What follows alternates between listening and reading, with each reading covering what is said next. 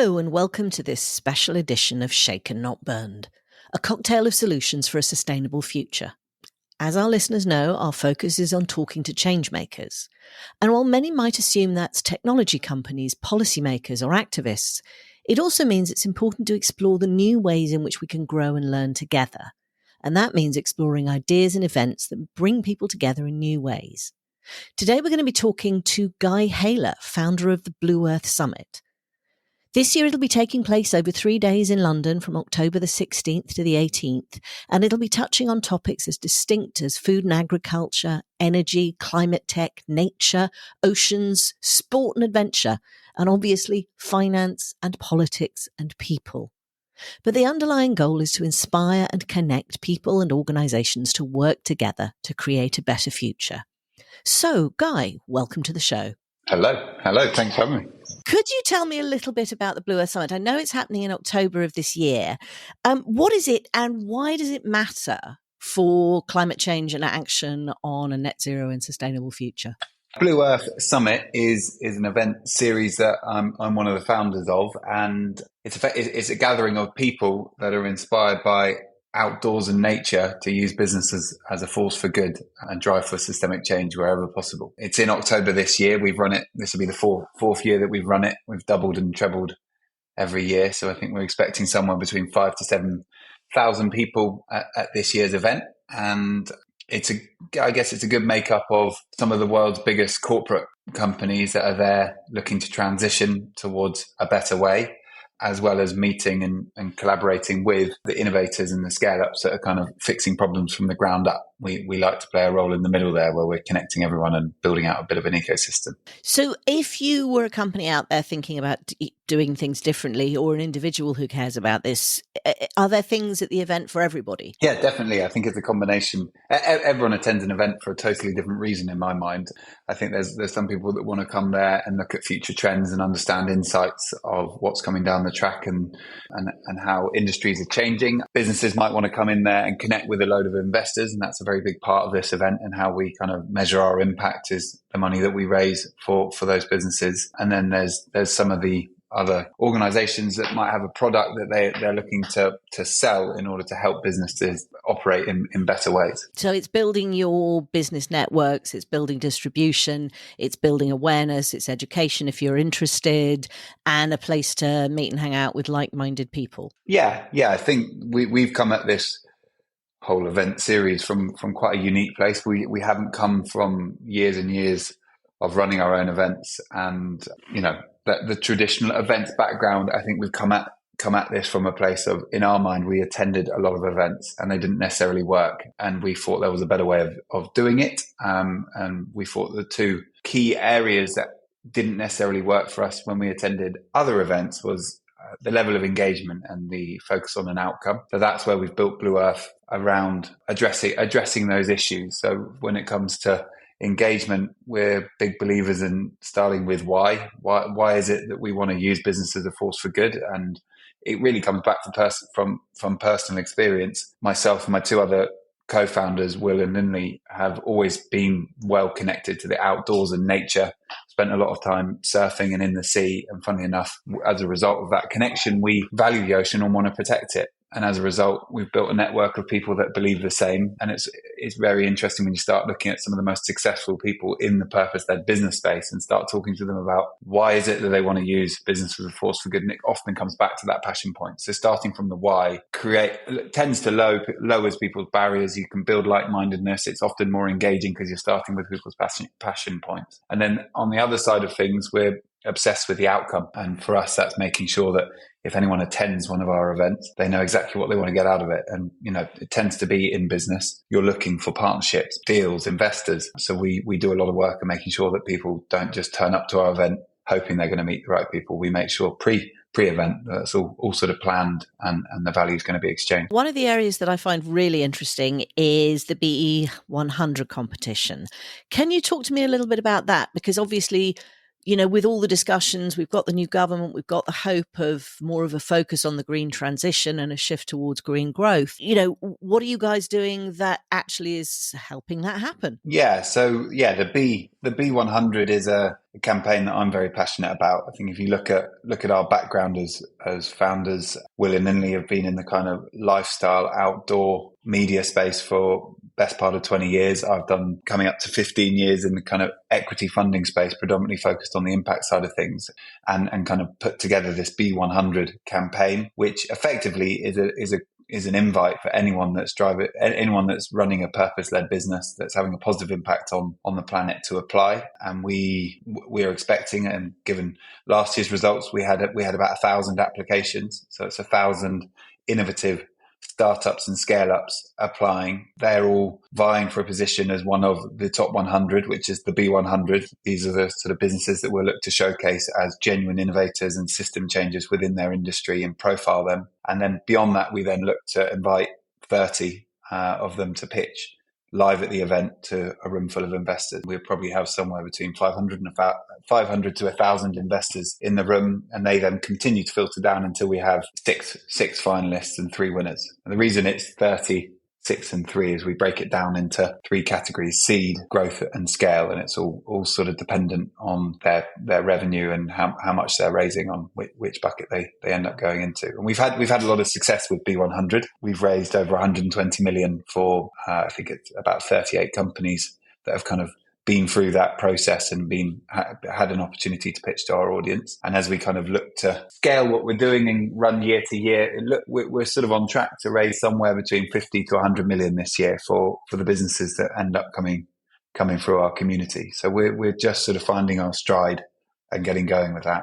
And that sort of coming back to our point of, we don't come from a traditional events background, where one of the bits that we pretty much wrote down top of the sheet when we were coming up with a plan for Blue Earth was, if we're going to go into this impact or climate space and we're going to run an event, we've got to make damn sure that we have a meaningful and measurable impact. And so that kind of played into my experience and know-how of raising money. So we know that if we can help facilitate money into these disruptive businesses that are driving their systemic change, then we can track their success and track their impact. And that kind of collectively supports what we're doing and leaves a wake of very, very positive results, which is very inspiring. And those stories are only really in their infancy. We've only been running for 3 years. So the ones that kind of pitched in our first event, I think there was Enzo Tires, who ended up being a shop finalist, has now just got to the point where they've announced a huge injection of capital, and they're going to be opening up a factory in the US, and they've raised 500 million to go and do that. So it's very cool to see that we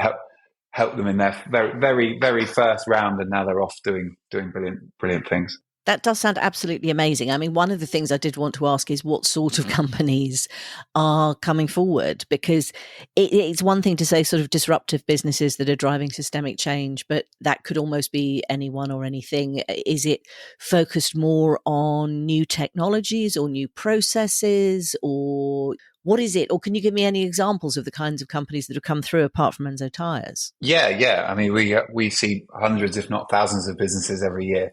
And then we have lots of people that we work with and experts to help us filter out, who are the genuine game changers within their industry. And I've got loads of case studies. I think I do often talk about system change. I'm sort of fascinated in it, and I think there's so many industries that are going to change, not even just in our lifetime, but in the next sort of 5 to 10 years. In the coming decades, you look at the food system, and suddenly you look at an archaic food system, and the way that we produce food and the way that we consume food is going to change phenomenally in our lifetime. The way that kind of, do we eat plant? Is it meat based? Are there meat alternatives?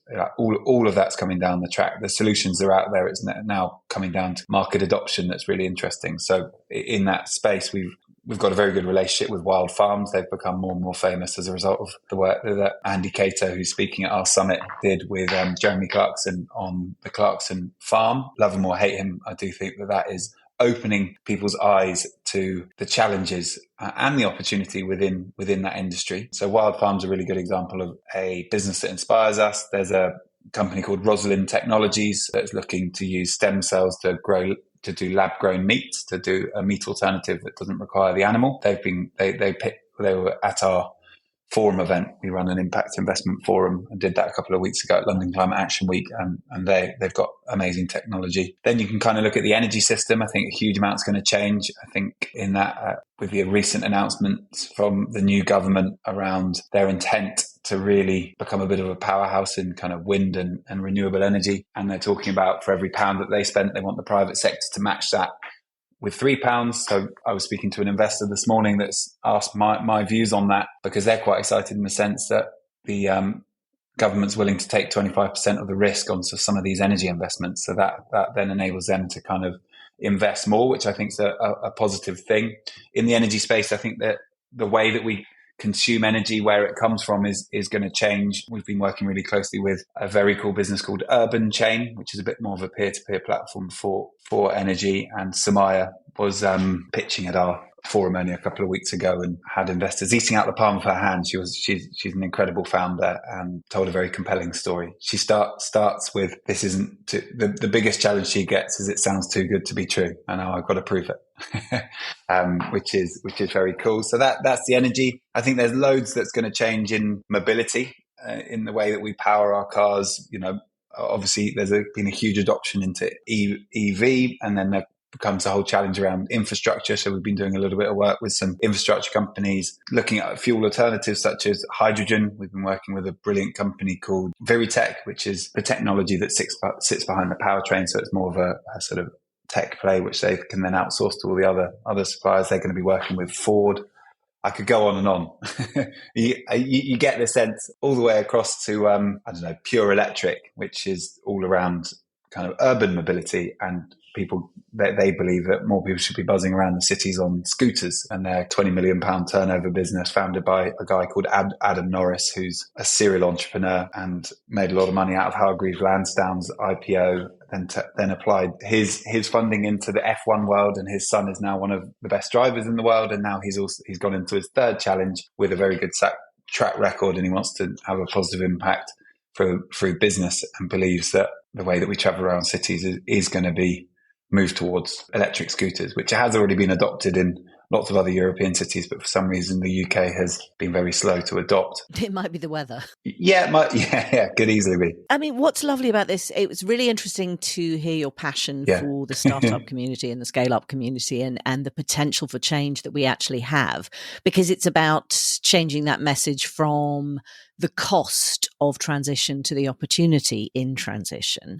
But I suppose also connected to that is the idea that the government's prepared to take 25% of the risk in deploying some of the newer energy solutions. I think one of the things that would be really interesting is, as someone who's involved in the investment community, involved in connecting scale-ups with startups, are there any particular things you'd like to see, your wish list for what the new government would do to accelerate the scale of investment? Rather than what I'd like to see, I'd like to sort of protect things like the enterprise investment scheme. I think there's a lot of other countries around the world that are very envious of that. Most people sort of know it as EIS or SEIS, which is a really healthy tax incentive for private individuals to invest in riskier startups that are the innovators. I think we're very lucky to have that.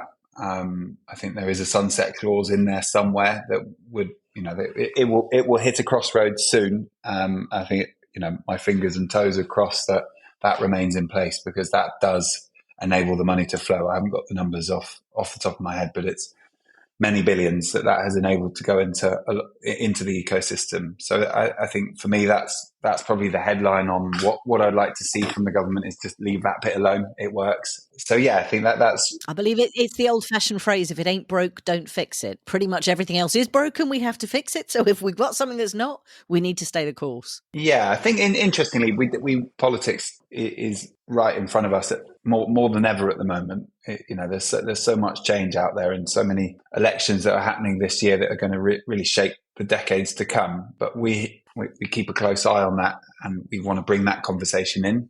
But at the same time, we're also big believers that businesses can go where politics can't. I think we do look at the political system as a little bit broken. It's got a very short-term mindset.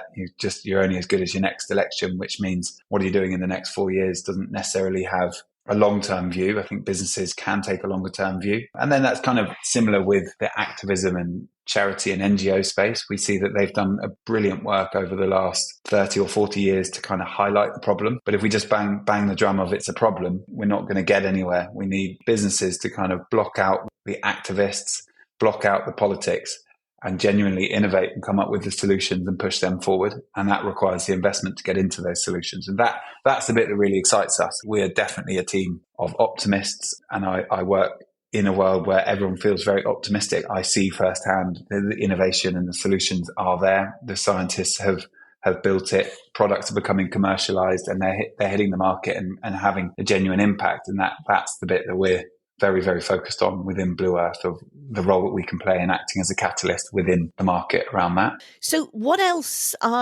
is part of the offering apart from Blue Earth Summit?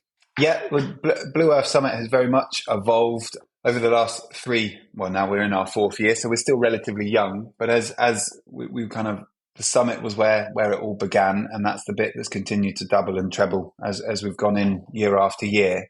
And as it kind of grew, we realized that there's a positive in it growing, and that, you know, more people come, more awareness, but also a few things could get lost. And one of the areas that we wanted to just break out and focus on was this connection between business solutions and impact investors.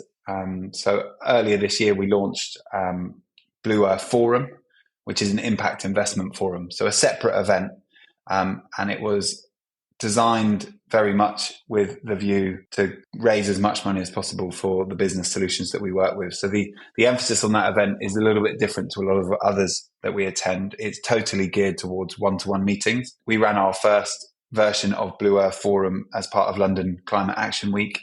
In the build-up to that, it actually got upgraded to one of their flagship events, which was a nice tap on the back to doing the right thing. And like I said, the emphasis is on one-to-one meetings. This year we had 40 high-growth, purpose-led businesses meet 250 investors. Those 40 businesses were collectively raising 185 million. And we know that the investors in the room had a collective assets under management that goes deep into the billions. And so it's sort of our job to connect the right businesses with the right investors. So we use a lot of technology to profile both the business and the investor and match them as much as possible. So every business pretty much attended that event with somewhere between 8 and 20 meetings already pre-booked. And then we kind of were able to stand back and just enable those businesses to meet each other. We then tracked it, and over 2 days, we know 800 meetings has happened. I've, in the last 2 weeks, have been kind of following up with all of that. And we can see somewhere between 15 and 20 million is already being tracked, and it's, how much of a bite out of that 185 million can we take? And that's really becoming the engine room of Blue Earth, around making sure that the innovation that is going to drive the change has got the funding that it needs, because that's often the biggest challenge, and also the key to success for a lot of people, because you need to invest in the R&D side just to get to the start line. So that's where we're playing quite a role. So that's a new format for us. It was run in June. We're running another one off the back of that in December, and we'll probably run one of those every sort of 6 months or so. And one thing that sort of springs to mind with that is, one of the things we want to see with the transition is a change in the way that people think. And I noticed that you also run a series of events called Futures, about, thinking about how industry is going to be affected by all the changes. Can you tell me a little bit about that? Yeah, so Futures, so Summit's the big one. That's the festival. Forum's the one that's totally geared towards investment and one-to-one meetings. And the Futures for us enables us to do deep dives into different industries. They're kind of simple, free to attend events where we run them in an evening, and we have a very, very clear format. We talk about a different industry each time, and really we're looking at the challenges and the opportunities. So I think this year we looked at the future of fashion and materials, and the way that they tend to run is we had an opening remark. We hosted a panel with some industry experts, usually talking about the challenges and then highlighting a few opportunities within that industry. And then we invite 2 to 3 businesses to pitch, and they tend to, if we get it right, they'll tend to address the challenges that have been talked about, because I think that is important wherever possible, is to kind of, if we're going to talk about a challenge, I think the media is very good at talking about problems and things going wrong. We always want to end on a note of going, yes, there's problems, but also let's not forget there are solutions. There's entrepreneurs and businesses fixing these problems on a daily basis. And so it's our role as a platform to make sure that they've got the funding that they need. So that enables us to kind of look at problems, but also remain optimistic and live in the land of hope and see the opportunity, look at the climate positioning as an opportunity. I think we're in a generation where we can build companies that leave very positive legacies. And in generations gone by, it was sort of build businesses, make money. Now it's build businesses, fix problems, make money. And that leaves a very, very positive legacy. So the optimist in me, the glass half full, says, what a time to be alive when it comes to entrepreneurialism, because you can go and build very, very cool businesses that will make you proud and generations proud. And that's what we're excited about.